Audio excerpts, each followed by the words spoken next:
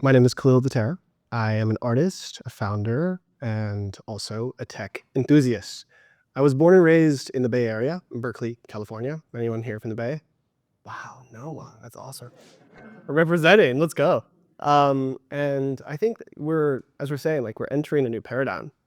It's really exciting. There's a lot of new opportunity to kind of adopt and be early adopters, and I think it's quite exciting to be on that train.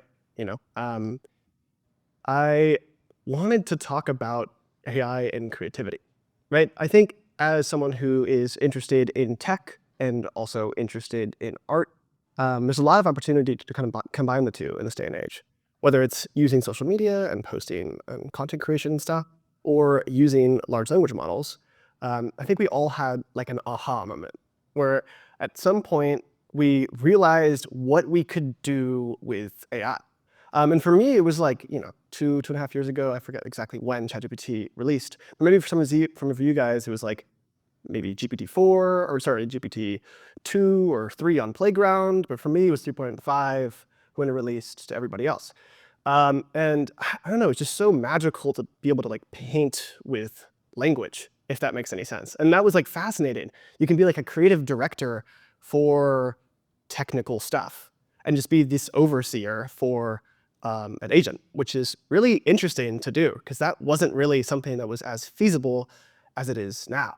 I was blessed to do a workshop at NYU about this concept, and it was 3 days, 3 hours each. The lecture in the beginning was 3 hours, and that was a lot of talking. So that's my only like experience with something like this before. So I feel a little bit more prepared than I would have going into this without that. But as you can see, I helped to make a little preemptive deck with AI for a concept about AI, and that was pretty hilarious.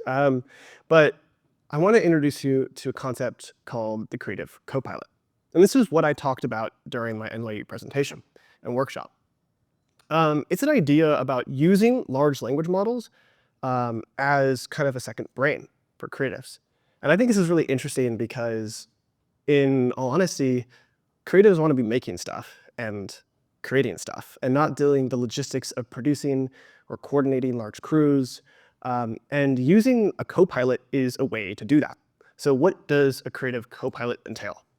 It means making a ChatGPT thread or another large language model thread for a specific project, outlining exactly what you are going to create, what you want to make, and working with that large language model throughout the process of creating that project. So as long as you have the ability to like articulate what you want to create, theoretically, the technical barriers of knowing how to make that thing aren't there anymore. That's pretty crazy. Like, it gets me so excited.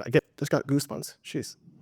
But seriously, like, we can code and not know how to code. We can paint and not know how to paint. Like, anything, especially if it involves in a computer, is a lot more accessible than it used to be because you're able to break down this project that used to be this huge thing into smaller steps that are now actionable, which is very cool. Excited. Also, I feel like this like creative partner is something that's very helpful as a creative. Generally in this day and age, especially if you're a content creator, it's a lot of solo work. I feel like that's sometimes lonely, but also having that partner in crime, theoretically this copilot, to ideate and concept in the beginning, and then actually actualize and make the thing in the production, and then reflect after the fact and think about what you could have done better, what you didn't do. All these things can be done with a copilot. And the beauty of this and why this couldn't be done before is because of the context involved, right? You're able to have that context for every additional query or question or whatever it is within that copilot for that project. So before, you had to Google it and include that context in every question. But now you don't have to have that context included. You can just ask a natural language question and it be included or added to this long chain that's this whole project. So this is an example.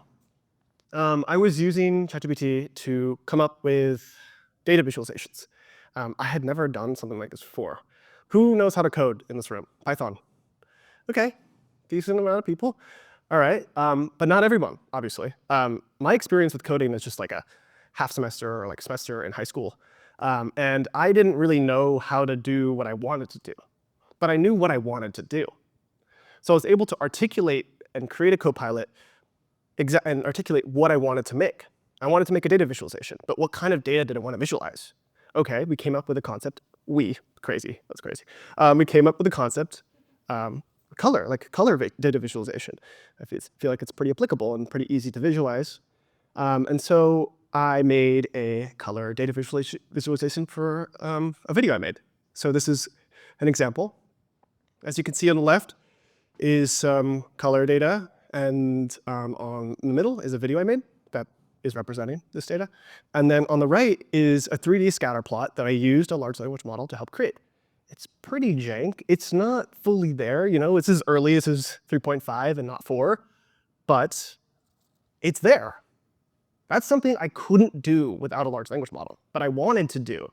So I can do it now, which is so exciting. Another example is building my business. So I'm working on a design firm and a creative collective called Be More. And using large language models and Creative Copilots within specific projects, I'm able to articulate what I want to make and make it. I didn't go to college, but I didn't need to, because I'm able to know and learn how to make an LLC, a C Corp, and actually build my entity through a Copilot. I'm also able to ideate on design, and reflect on some things that could be added, maybe ideas that could be taken away, things that might be redundant, by submitting illustrations my designers and I made, which is really fun. And having these specific projects be built out in each thread allows for that project to be referenced again and again.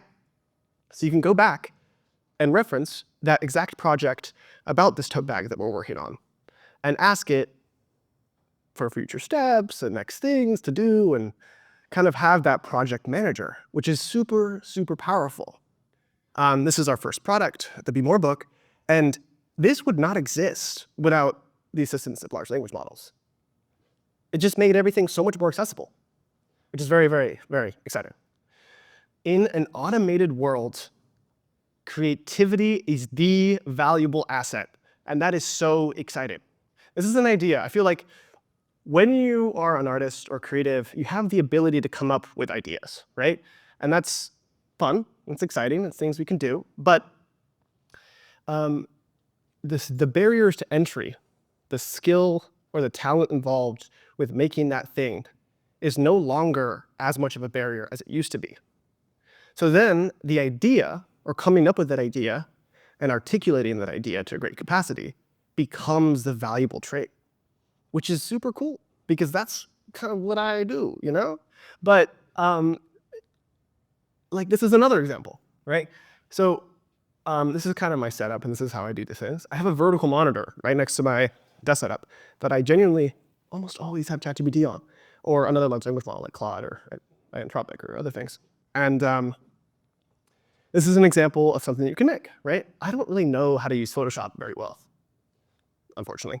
But instead of watching hours and hours of YouTube tutorials that are not specific to my exact project, and then applying that knowledge to the project that I'm creating, I am able to query this large language model, this Copilot, about the specific project throughout the process of creating that fit.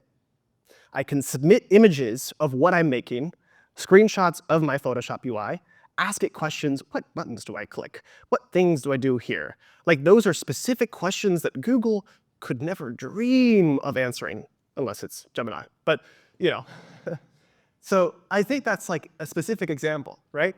This is it's subdivided into 5 different slides that will be used as a carousel post for an Instagram post. And I had to get the exact resolution of what 5 4x5 slides are, and then input that. But instead of having to do all that manual research, I just talked to my Copilot, and we're able to ideate and come up with this way, way quicker. And learn in the moment, as opposed to learning all before and then applying that knowledge. And that's really, really exciting. Another example of using AI in production is using LTX Studio. So in addition to other things that I do, I also direct commercials for startups mainly, actually. I did this commercial for a company called Paradigm, and they're an AI spreadsheet startup. And with this company and this client, I used LTX to come up with the storyboard. That allows for you to have more of a vision to properly convey to the client and to the VFX team of what you want to make, right? And maybe just a simple illustration on your iPad, which is generally how I used to storyboard, wouldn't really cut it to describe exactly what you want to make in the same way. Like, you're able to get so much more than just a 2D image or like just like a simple outline sketch. With this, you get tone, you get color, you get all these other things. And then you can see kind of here, the finalized shot, that there is, like, that was maintained. There was something there, which is, once again, very exciting. So all in all, I have a very hopeful look on the future of AI. I think there's a lot of fear right now, especially among creatives. And I don't know, I feel like it's valid. There's definitely a validity to some of these fears. But at the same time, I think that creatives, specifically creatives, will have a one-up in this future because of what I said before. And that's something that I think some people don't fully understand. And it depends on how these tools are built and what they look like in the future. But once again, I think there is ability to empower creators to make things they couldn't ever make before with these tools. And that's super, super, super exciting. So I really hope and I want this future where the artist and the idea is at the center, right? Where we still have this human touch, this creative direction, this insight that is human taste, leading the through line throughout these projects, right? But it also is dictated by the companies that are creating these systems, and obviously the people that are using them, about the direction that we're going. Do we want creation to be, do we want like these tools to be about creation, or do we want it to be about automation, right? And this is a question I think we have to ask all of us, you know, what we're prioritizing. But I really am inspired by this idea of collaborating with artificial intelligence. And I think LTX is doing that, and many other companies are as well. And I think that is so powerful and really, really, really cool.